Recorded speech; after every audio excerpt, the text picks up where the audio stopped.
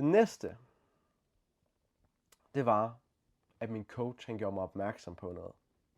Og det var, han sagde til mig, Mathias, du lever rigtig meget sådan i fremtiden og i fortiden. Men jeg oplever ikke så meget, at du lever i nutiden. Og det lyder måske sådan lidt klichéagtigt, når jeg siger det. Og så sagde han, hvad mener du med det? Så sagde han, okay, hvad er det, du gerne vil opnå? Så fortalte jeg ham omkring den forskel, jeg gerne vil gøre i verden, og hvor mange mennesker jeg gerne vil hjælpe, og hvad for et liv jeg gerne vil leve, og jeg gerne vil rejse, og jeg vil gerne på krydstogt, jeg vil gerne alle de her ting her. Og så sagde han, okay, hvilken følelse vil det give dig, når du er på det her krydstogt, når du er til den her teknofest i Belgien, når det er, at du er det sted, hvor du er økonomisk uafhængig og kan leve af dine aktier, som jeg kan lige nu.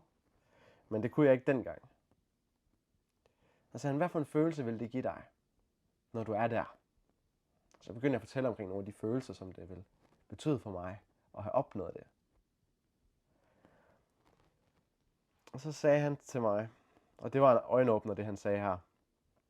Han sagde, Mathias, hvis du gerne vil opnå de ting, så skal du lære at praktisere og have de følelser i nuet.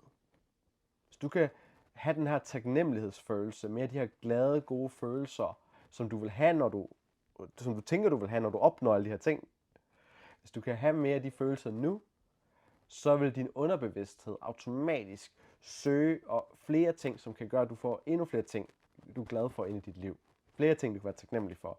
Flere ting, der gør dig glad. Og du vil aktivere din kreativitet og din magic, som jeg kalder det, sagde han. At den vil du aktivere, når du lever et liv, hvor at du ikke fokuserer så meget på fremtiden eller fortiden, men du lever i nuet, og du gør ting, der gør dig glad nu, samtidig med at du selvfølgelig har for øje, hvor du gerne vil hen.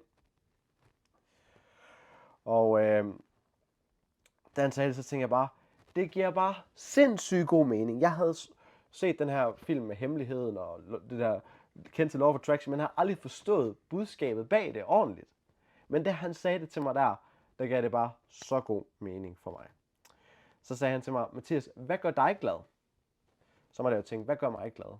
Jamen, det der gør mig rigtig glad, det er at være i naturen, rejse og danse og lytte til musik og sådan nogle ting, sagde jeg til ham. Og så sagde han, okay Mathias, hvor meget praktiserer du det i hverdagen? Så tænkte jeg, yikes, det var ikke særlig meget. Jeg gjorde rigtig mange af de ting, som jeg godt kunne lide, men jeg gjorde ikke særlig mange af de ting, jeg elskede at gøre. De ting, der virkelig gjorde mig glad.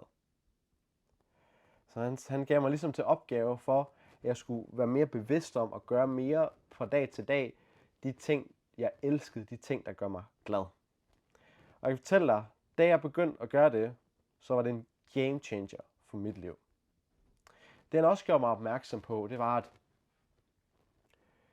selvom at der nogle gange er kaos rundt omkring, på det her tidspunkt i mit liv, hvor jeg havde ham med coachen her, der var der rigtig meget kaos i mit liv, så siger han, det er ligesom sådan en storm, der er i dit liv. Der kan være kaos omkring dig. Alt du ser kan være, at det ikke går godt, hverken økonomisk, der kan være råd omkring dig, der kan være problemer, der kan være alt muligt andet.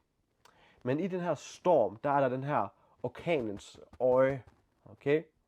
Og inde i orkanens øje, hvad er der der? Der er helt stille.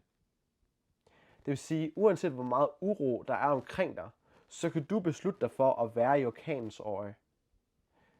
Dit sind, der hvor du ligesom er i dit hoved, den mentale tilstand, det er dit ansvar. Og du kan sørge for at være i orkanens øje, og føle dig glad, og føle ro, og føle dig taknemmelig. Uanset hvor meget kaos der er omkring dig, uanset hvordan din økonomiske situation ser ud. Så hvis du bliver bedre til at skabe de følelser, du gerne vil have i fremtiden. Hvis du bliver bedre til at skabe de følelser, du gerne vil have i fremtiden, så skal du være bedre til at skabe de følelser i nuet.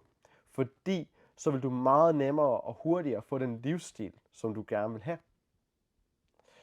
Og det lyder vildt, at det kan være så simpelt, at det handler om, at i stedet for at gå ud og overleve, som er det rigtig mange af os prøver at gøre, så handler det i stedet for i høj grad om at leve dit liv.